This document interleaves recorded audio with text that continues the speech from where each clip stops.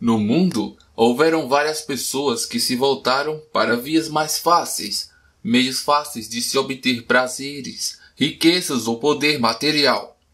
Alguns chegaram até a procurar o tinhoso, o coisa ruim, aquele que alguns chamam de diabo, para conseguirem tudo o que desejam. Então, meus pequeninos, aumente o volume e prepare a pipoca. E vamos ver as 5 histórias mais diabólicas, de casos considerados reais de pessoas que, segundo a história, teriam realizado contratos em troca de fama e poder. Número 1. Santo Teófilo de Adana. São Teófilo, penitente, ou Teófilo de Adana, foi morto no ano de 538. Era um clérigo da igreja no século VI, que disse ter feito um pacto com o diabo para ganhar uma posição eclesiástica. Sua história é significativa e é a mais antiga história de um pacto com o diabo. Teófilo foi o arquidiácono de Adana, que fica na Sicília. Faz parte da Turquia moderna. Ele foi eleito por unanimidade para ser um bispo, mas negou a posição por humildade. Outro homem foi eleito em seu lugar. Quando o novo bispo privou Teófilo injustamente de sua posição de arquidiácono, Teófilo lamentou sua humildade e procurou um assistente para ajudá-lo a contactar Satanás.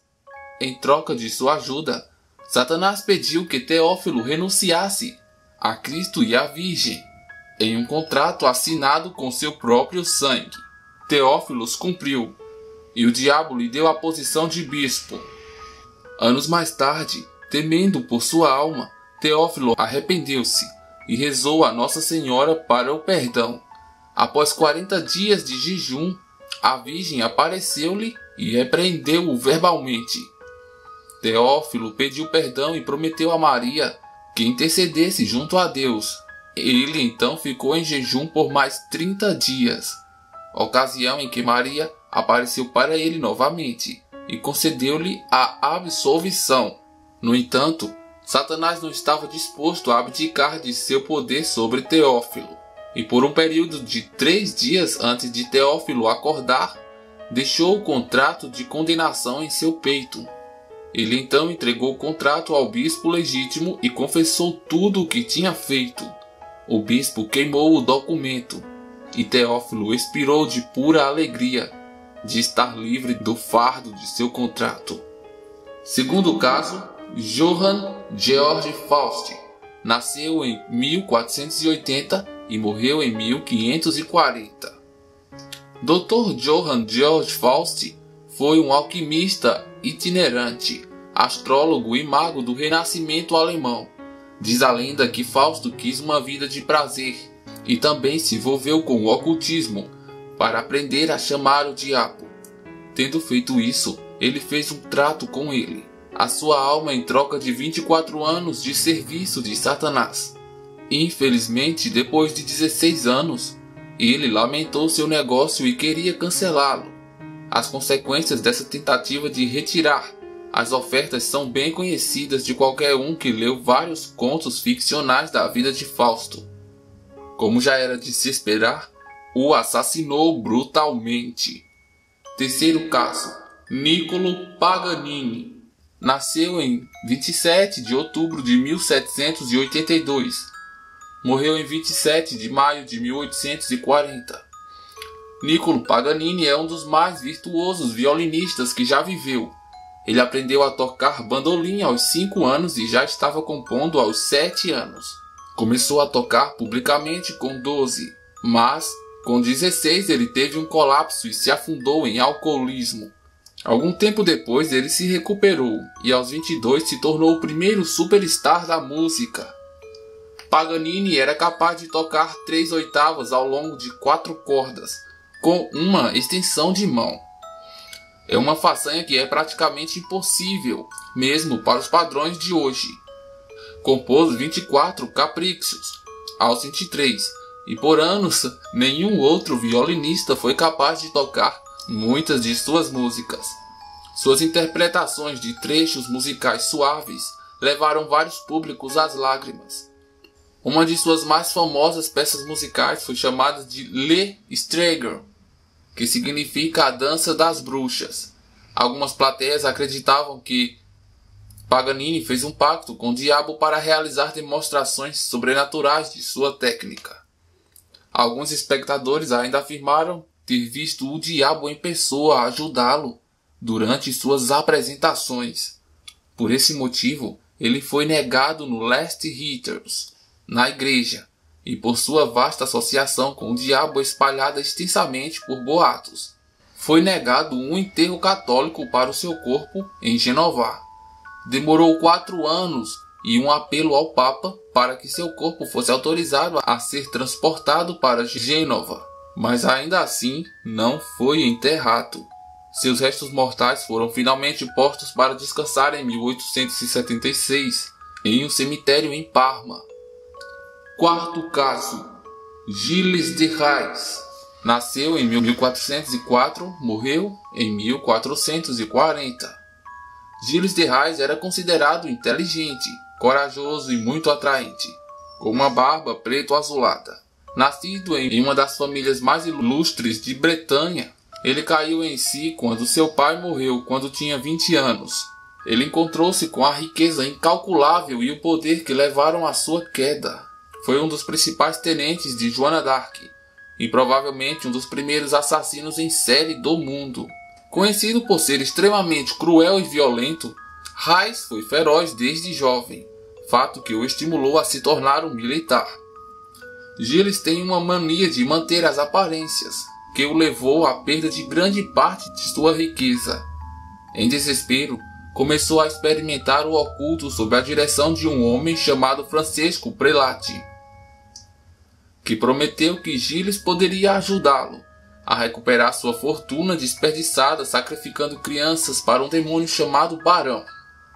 Lá, ele sequestrou, abusou, torturou e assassinou centenas de crianças e jovens, principalmente os meninos.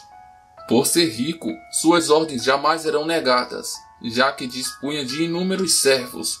Ele se cercou de bruxas, orquestrando rituais malignos nos seus salões em todas as madrugadas. O consideraram como um adorador do diabo por essas razões, já que ficou cada vez mais perturbado e aficionado pelos seus rituais, realizando ações cada vez mais dolorosas com suas vítimas. Ao longo de sua matança, Gilles estrupou, torturou e assassinou cerca de 80 a 200 crianças. Por fim, ele foi denunciado, julgado, condenado e executado por enforcamento e queima em 1440. Caso 5. General Jonathan Moulton. Nasceu em 21 de 7 de 1726. Morreu em 18 de 9 de 1787. Jonathan Moulton começou como aprendiz de marceneiro, mas em 1745 ele saiu e começou sua carreira no exército de New England. Ele lutou na Guerra do Rei George e na Guerra Franco-Indígena. Casou-se em 1749, gerando 11 filhos. Ele se tornou um dos homens mais ricos de New Hampshire, e isso levou a lendas posteriores sobre seu pacto com o diabo. Em 1769, a mansão que ele construiu em uma cidade pobre foi completamente queimada. Uma crença popular da época era que Moulton tinha um pacto com o diabo no qual ele teria suas botas cheias de ouro uma vez por mês, em troca de sua alma.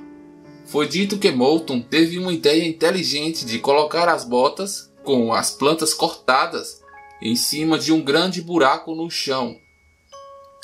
O diabo, se perguntando por que as botas estavam tomando tanto ouro para se preencher, descobriu o truque e exigiu vingança.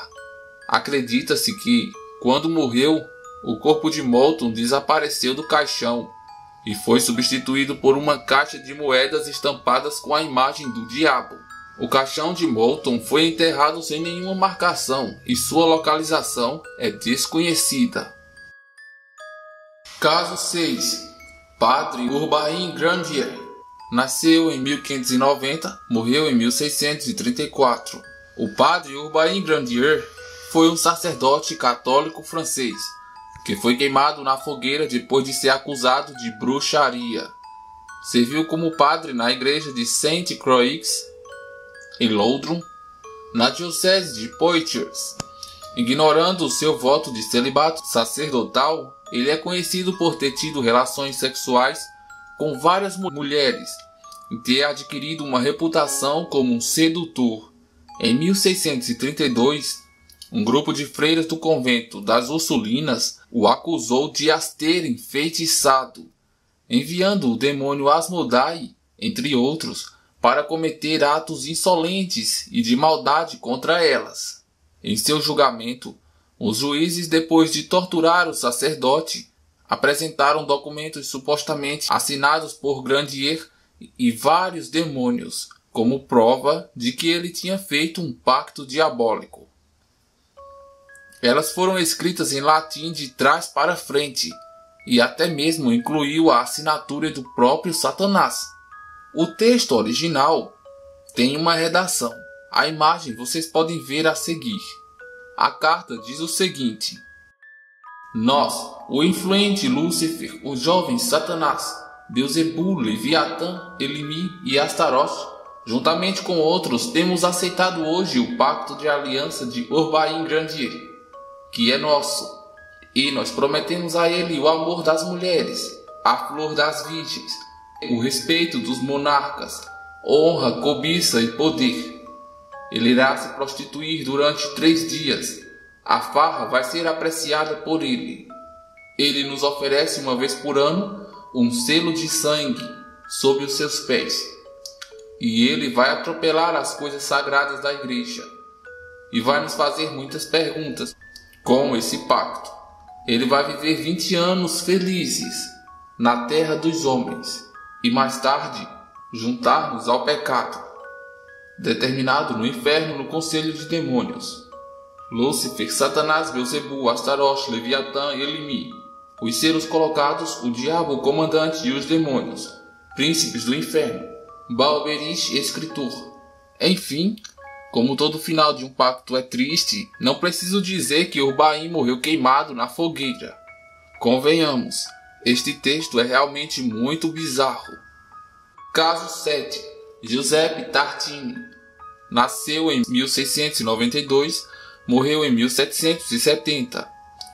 Tartini foi um compositor e violinista italiano. Ele foi um dos maiores compositores músico-instrumentais, tendo escrito mais de 400 obras.